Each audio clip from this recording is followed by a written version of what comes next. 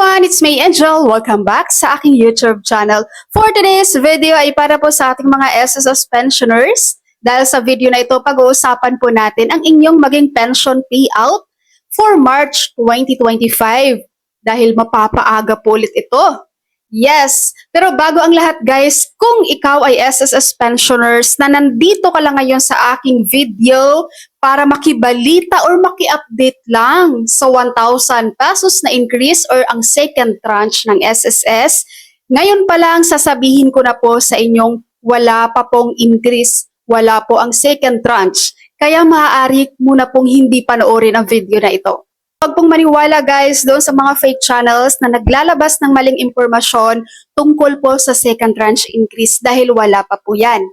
Pangalawa, pag ikaw naman SSS pensioners ay alam mo na kung kailan ba dapat ang inyong pension payout monthly, maaari mo na rin pong hindi panoorin ang video na ito.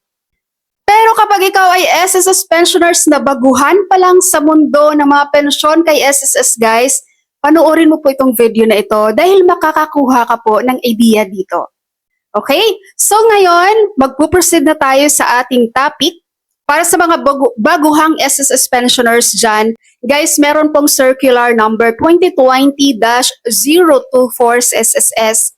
Ito po ay para sa ating mga SSS retirement, yung mga pensioners natin disability. So ito po ay schedule sa inyong monthly payout, pension payout.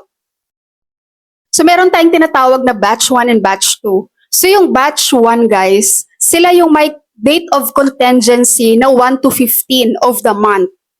And ang credit date nun is every first of the month.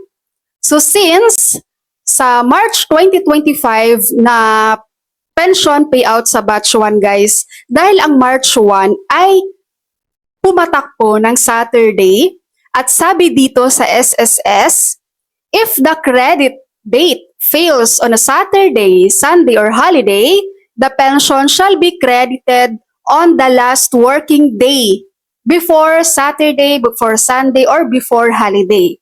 So, ang March 1 ay Saturday, ibig sabihin para po sa ating batch 1 kay SSS, ang inyong pension payout for March 2025 ay matatanggap nyo na po on February 28, 2025, Friday.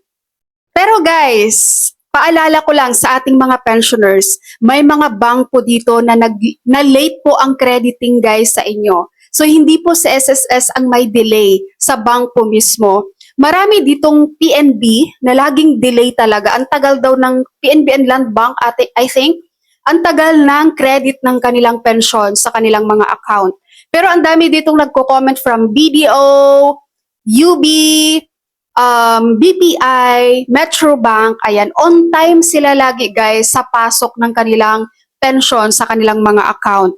Kaya expect nyo na doon sa mga land bank dyan, PNB, no, nadidelay po si bank ng crediting ng inyong pension. At ngayon naman, proceed tayo sa batch 2.